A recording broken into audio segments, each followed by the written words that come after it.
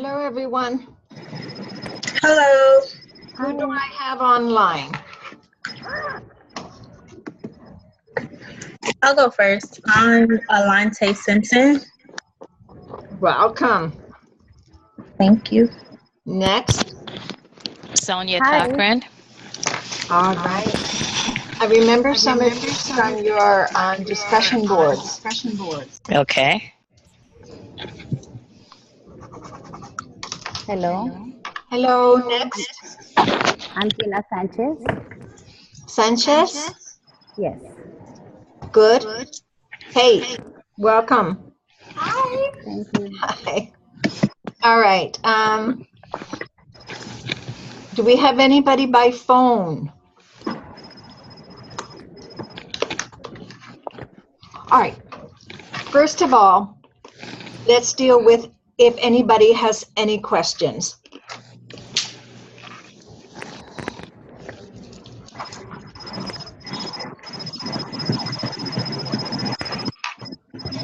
There's some noise coming in here. Anybody have any questions?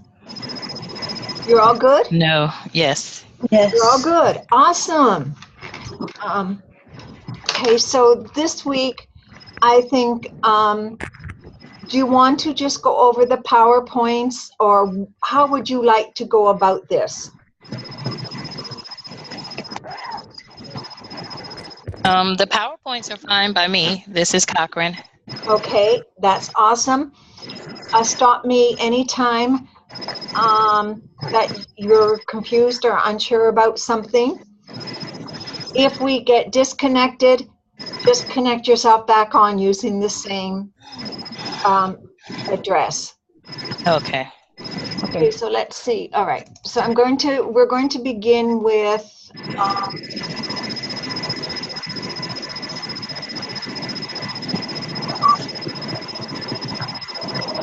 notice some of the slideshows have narrative, some of the PowerPoints. Have you noticed that?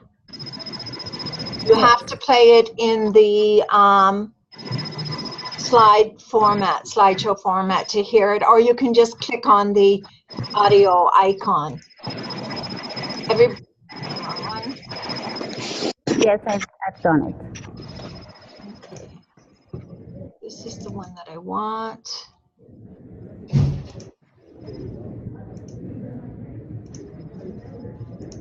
Okay. All right. So this, I've actually taken chapters from a book, but you have not been requested to purchase the book, which probably is a good thing because then you don't have to do any of the quizzes. So this is Emergent into Literacy. Take a look at the phonemic awareness terms. Rate yourself just quickly and answer randomly. Grapheme, onset and rhyme, phoneme, phonemic awareness, phoneme blending, phonological awareness, phoneme isolation, phoneme segmentation. How would you rate yourself in that knowledge, with 5 being able you can teach the lesson and 1 you won't want to test on it? 1. 1? Don't test me on it. Okay. Anybody else? 1. Cochran, I would have to say 1 as well. That's great, because that way when we finish this video, you can all be 5s. So let's look at this. True or false? Developing literacy skills and strategies is not trial error process. Rather, it is a process that involves mastering specific skills and strategies at a specific developmental phase. True or false?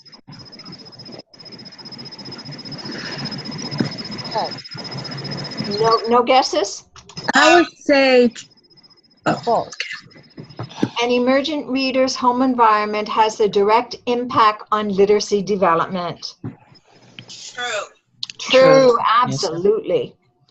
Having time to read silently is the single most important contributing factor in the learning environment for early readers. False. Absolutely. They can't read, so read silently isn't going to work. Writing comes before written expression. True. They have to know how to write in order to Well- express themselves. No? Okay. Well, No, because a picture could be written expression. Okay. exactly. Any Okay. child that scribbles, that's his written expression. Okay. And if you ask them, tell me about your story, they will tell you. Invented spelling signals to parents and teachers that children are beginning to analyze speech sounds to print. True. Absolutely. Never penalize the child for invented spelling. Just encourage him how to find the orthographic pattern that will assist him in spelling it correctly. All right. Emergent literacy was first term used by Marie Clay. She's from Australia. And it's just what happens for the preparation of beginning to read from the time the child is born until the child can actually read and write. So there used to be, this term used to be reading readiness. It's now emergent literacy. You don't have to worry about this, but it's there for your interest if you like to examine that. Mhm. All right. Do we need emergent literacy? Of course. Exactly. 35% of African children enter kindergarten unprepared to learn most of these skills. 1/3 of first graders placed in remedial programs. Most of them aren't dyslexic. Many will remain in slow reading groups throughout school. 37% of fourth grade readers perform below basic reading levels on national standardized tests. This is now up to the year 2017. It hasn't changed in over 20 years. Oh, wow. 68% of low-income fourth graders cannot read at the proficient level. Same, I can now put in the statistics for 2000. All I have to do is change the dates. The statistics are the same. Makes you question, right? 90% chance that a poor reader at the end of first grade will be a poor reader at the end of fourth grade, and you can bet that they'll never finish high school.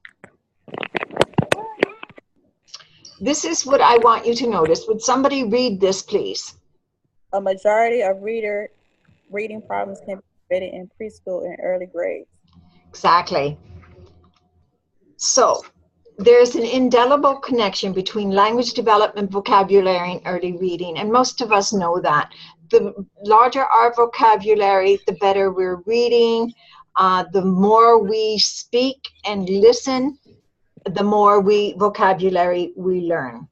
Knowledge and content have an important role in developing language, cognition, and early reading skills. And reading, I used to teach in the Bahamas, grade 8 through 12 students that couldn't read. I mean, literally could not read. And and they were told all their lives by parents and teachers they were stupid. And I had to, it took me a long time to convince them that reading is like practicing basketball, playing a piano, guitar. The more you do it, the better you become. It has nothing to do with intelligence. So this is what we have to remember when we're working with our students. If they're not reading, it has nothing to do with their intelligence. It has everything to do with us. What have we not done to assist them? Of course, one of the biggest impacts for being a good reader involves SES status. What do I mean by SES status? Social economic. Exactly. And this is in a typical hour, the average child in welfare hears 616 words. And that doesn't mean 616 different words. How many times have you listened to a parent say, no, I told you no, no? Working Many class and professionals more than double each other. So the education of the parent makes a big difference. So when we know we've got a child from low SES families, that's our opportunity to intervene and give that child as much opportunity as a working class and a professional child. but we have to do the work. Once again, these are statistics that you can look at. Now, we know that children at risk have lower verbal skills, less phonological awareness, less letter knowledge, less familiarity with the process of reading. They may not know that reading, you begin at the left and go right. You begin at the top of the page and go down. And it isn't their fault. We just have to have patience and teach them. Once again, more statistics about children living in poverty. I think one of our major concerns as a teacher should really focus. Usually children in poverty stand out. And if we take them under our wing and embrace them, then they have much more of a chance than if they were just treated normally like other students in the class. They need that extra special attention. So regardless why a child is at risk, prevention is our best solid foundation to assisting them. Get them into a solid preschool foundation and then move on from there. So what we really want to do is catch them before they fall, because after 4th grade, then whatever they do in 4th grade usually carries them through to the end of 12th grade, if they get that far. So the single most important activity for building understanding and skills for success appears to be, do you know what it is? Does anyone have any idea? Child, reading to your child. Exactly, perfect. Reading aloud to children. That's the best thing you can do, and begin at the earliest age possible. This is my friend's grandchild. He's now 9 years old, but he always had a book in his hand. Now it's harder to get him to read, but it's never too early. And it increases face time with parents. The more they read, the less time they have with television. And we need to add to this slide less time with iPad games, video games, and so forth. All right, so also reading aloud stimulates imagination. Somebody is there. Can you put your microphone on mute and just unmute it when you want to answer questions? That way there's no background noise. Thank you.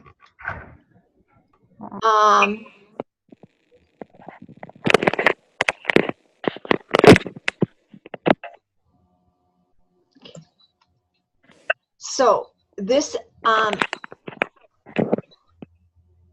National Education Statistics from 1999, I know I just need to change the date of these. Percentage of children that know these skills when they enter kindergarten or grade 1.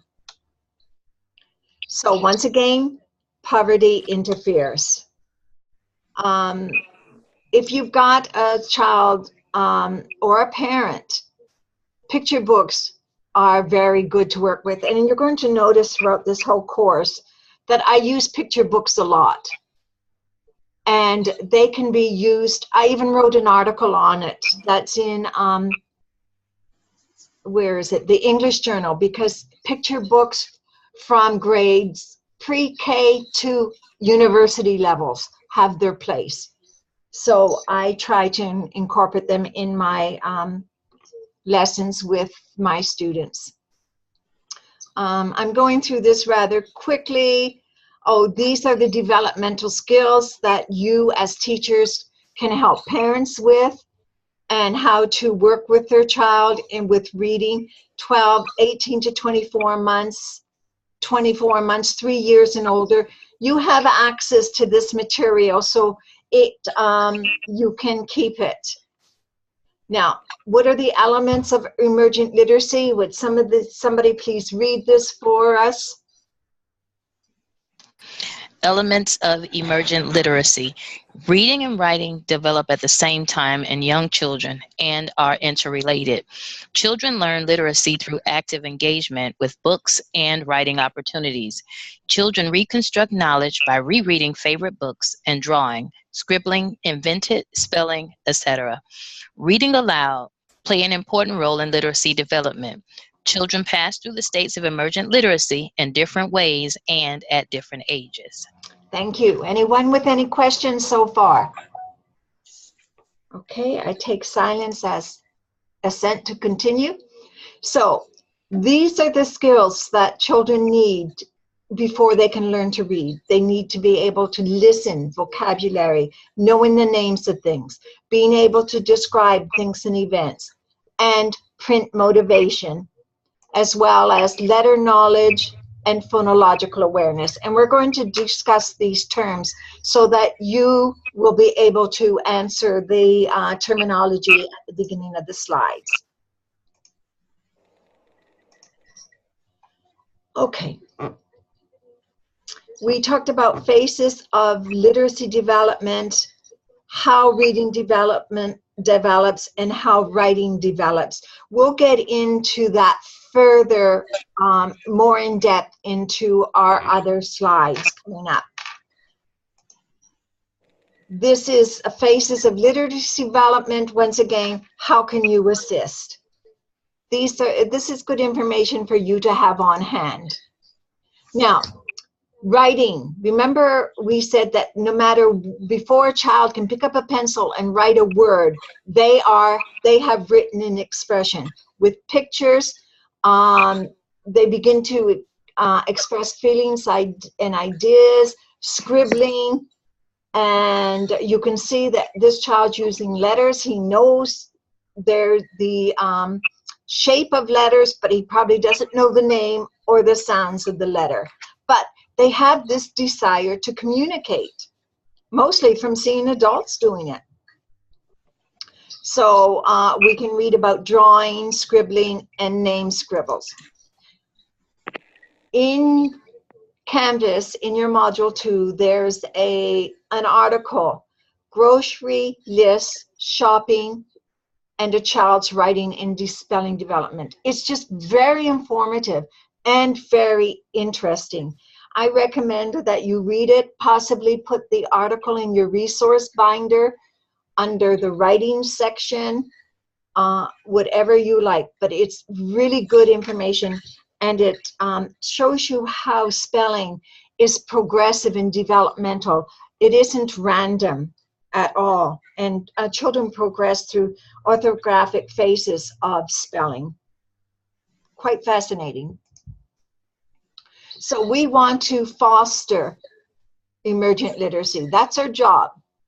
So we need curriculum that's age appropriate, individually appropriate, and socially and culturally appropriate. And this social and culturally appropriate reading material goes from pre-K all the way through high school. So if you're teaching secondary school, this is still very important for your classroom.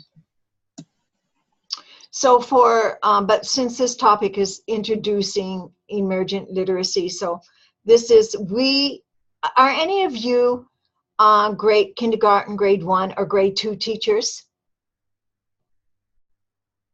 How many are intermediate school teachers?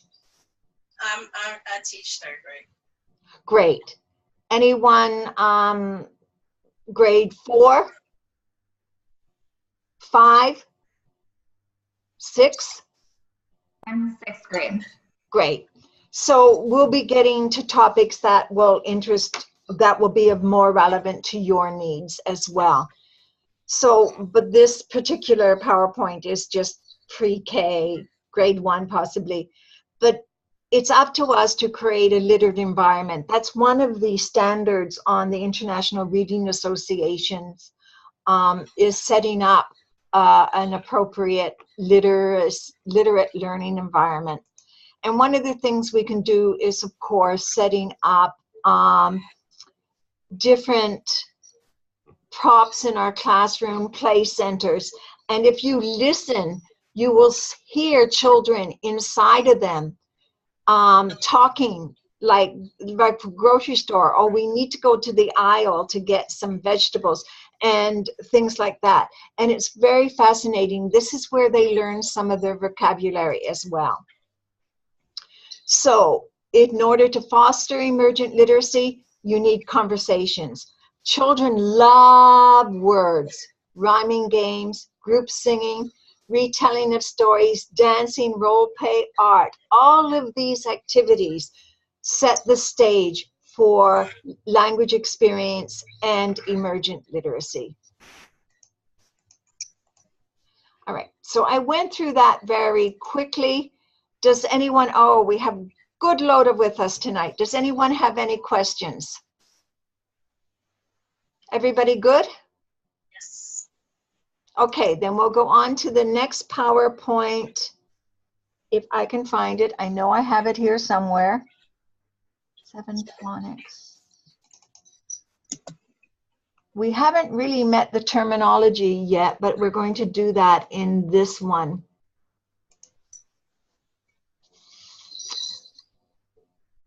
There should be another one. Let's start with this one. It doesn't matter if we go out of.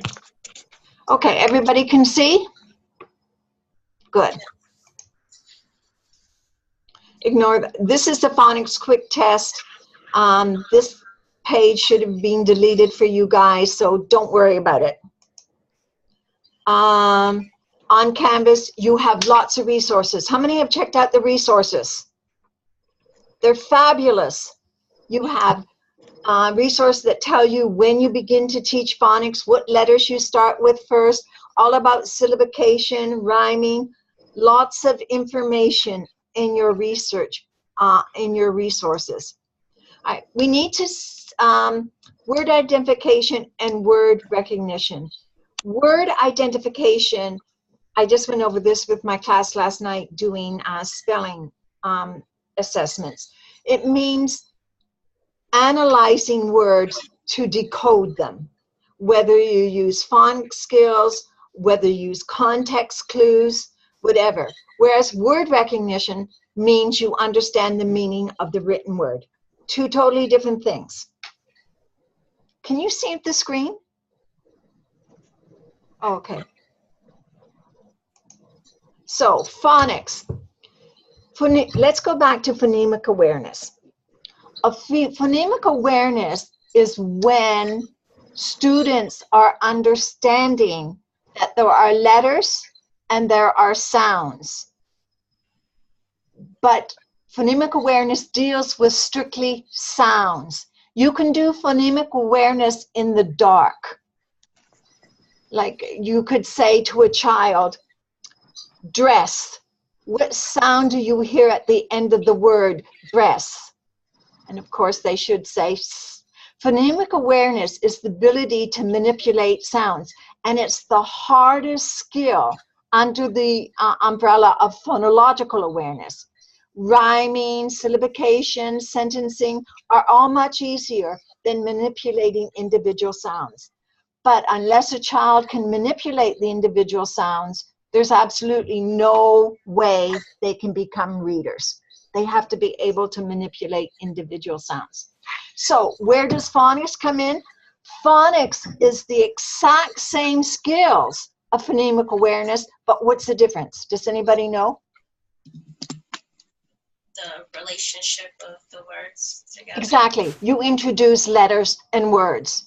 That's the only difference. They're identical, except phonemic awareness, no letters, no words.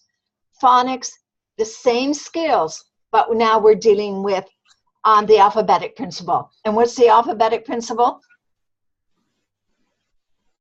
Understanding that each phoneme sound is mapped onto a grapheme letter. That's it. Alphabetic principle. A child has to understand that letters have sounds, letters have shapes, and they are matched onto one another. Okay, very easy, right? So phonics is teaching the letter-sound relationships. So these are the skills in phonics. You learn the consonants, vowels, compound words, phonograms, word families, affixes, and syllabications. Now, obviously, this would not be done in phonemic awareness, but this identifying consonants and vowels and compound words are all in phonemic awareness. So the English language has phonemes and graphemes with 26 letters and the sounds they represent. We just went over the alphabetic principle and the spellings of words. Some of them remain the same across print, some don't. How many? We have 26 letters in the English language. How many sounds? Anyone with any idea?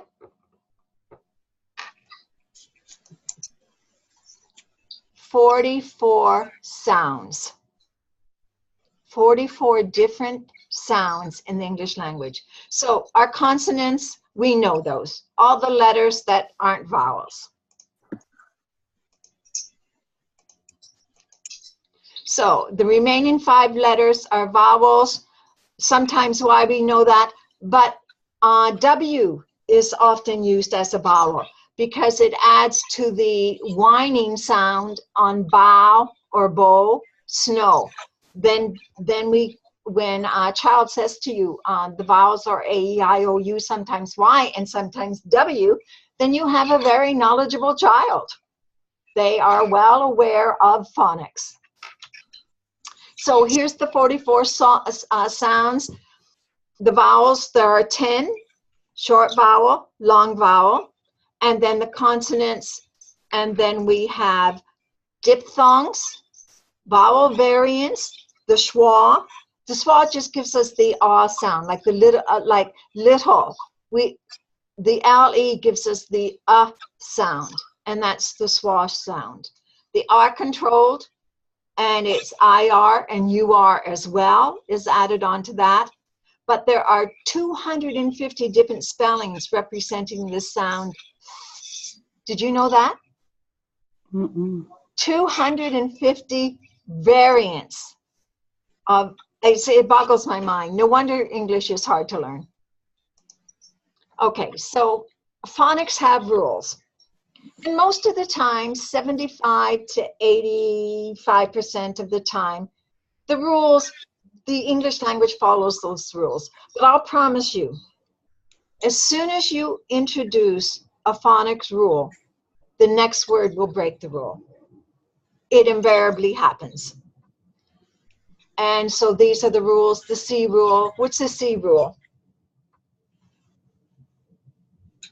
The long, hard C and soft C.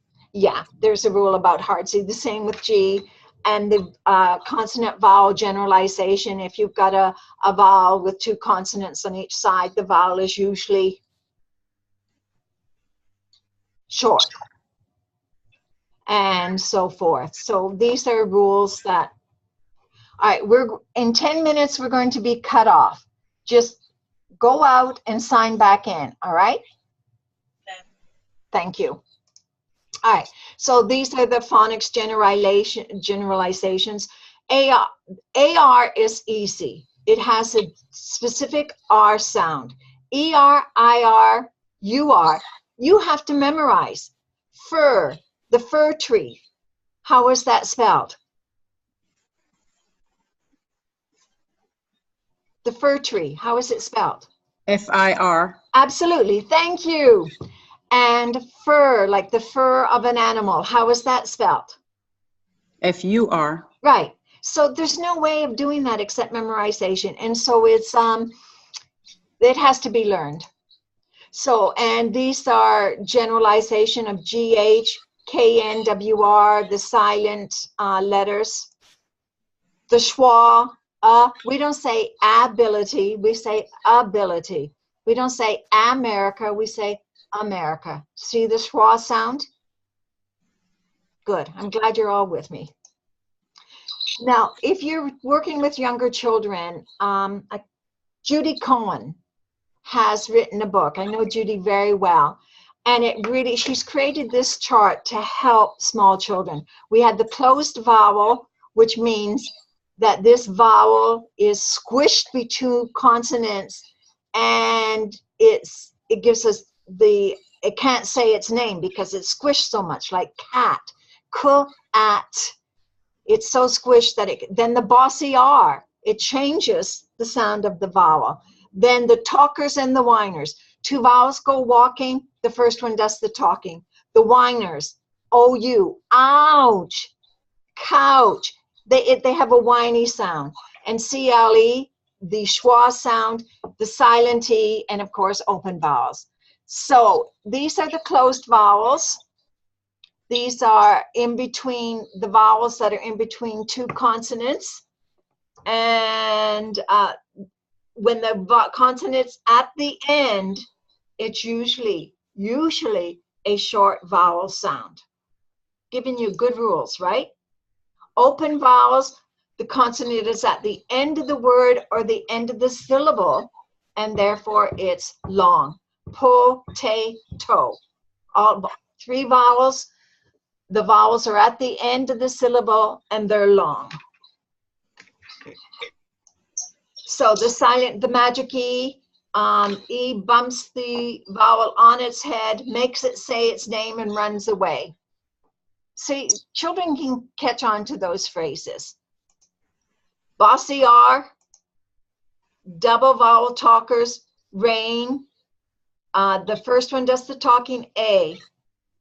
Boat. The first one does the talking, O, and so forth. Vowel digraphs.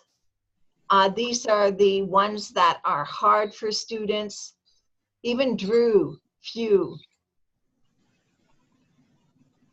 They're 2 vowels, but they give 1 sound. Double vowel whiners. These are the ones that sound like they're whining. Ow, aw, oi, ooh, buh, They sound like they're whining. And vowel diphthong, 2 vowels in the same syllable that combine to make a sliding sound. Boil. There are really 2 vowel sounds in there. Boy. We don't say bo, we say boy. Cow. Can you see how there's 2 sounds in there? You with us, Miss Simpson? I know it's a lot to go through. And then, of course, the consonant with LE. Whenever you have LE, you break the syllable so that the consonant goes with the LE. Very simple. So here's an example of our vowel pattern chart. I recommend you make a copy of this because this takes care of all the different vowel patterns. And just print it up, put it somewhere that you have access to it. So these are the generalizations. You can read these. It's amazing that I take for granted that all teachers know all about the vowels and the patterns, and many teachers don't. But with this PowerPoint, you have access to it for your reference. So we have the consonant, vowel, vowel, consonant, eat. We have the consonant vowel, so it's a long vowel. Met, consonant, the vowel squished, consonant, so it's met. And then, of course, me is another example. Take, the magic key bumps the vowel on its head, makes it says its name, and runs away. That's as simple as that. Now, this is, I said 86 to 89% of the bossy R rule is true. 77 of the open vowel, meaning consonant, vowel, like go, me, 77% of the time. Whiners and talkers, 77%. And for the silently, 81%. And for the LE, I think it's nearly 100%. Little, giggle, whenever there's an LE at the end. So we have irregular and memory words. These just have to be taught. The students need to know that they have to conform to these orthographic patterns that are not regular. Here we have the consonant digraphs and consonant blends. Blends are not digraphs. We can actually hear the two different, like blend. You can actually hear the b-l sound. Drive, even though they're said quickly and it sounds like one sound, dr, you hear the d and the r sound. And here are some irregulars for head. If we go by our vowel sounds, that's heed. Have, if we go by our vowel rules, it's hey. So these just have to be learned by students. And these are high crime words, meaning they break the rule. So you teach them to students as high crime words, and then they feel like, oh wow, it's not our fault we don't know them. They're criminals. They break the rules. And then phonics instruction, onset and rhyme. The onset is the beginning first sound of the word, and the rhyme is the last sound. And students love onset and rhymes. Now, in order to teach vowels, I color code these to help them learn. I color code the digraphs in one color, the vowels in another, and the blends in another, until students learn to recognize the role of each of these in a word. Here's a guide to instructional methods to teach phonics. What are some of the methods you know about how to teach phonics?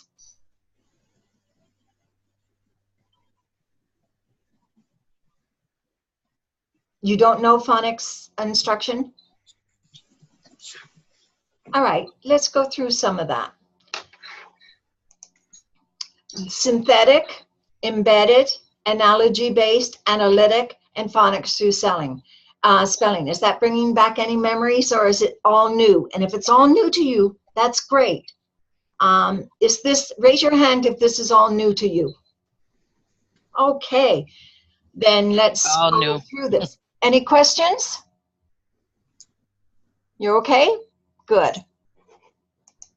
All right, so synthetic phonics is sound by sound, and then you blend them together. You learn each letter sound, and then you bring it together, like man, equals man. You explicitly teach each letter and each sound, and then students put them together. So synthetic phonics is known as the traditional approach. As I say, you learn the letters, sounds, and blend the words. And the issue with this is that you don't often incorporate authentic text when you're doing synthetic phonics. So it seems like an abstract ordeal. But I like synthetic phonics because children can work to sound out letters, and it works. So this is how to teach and synthetic phonics.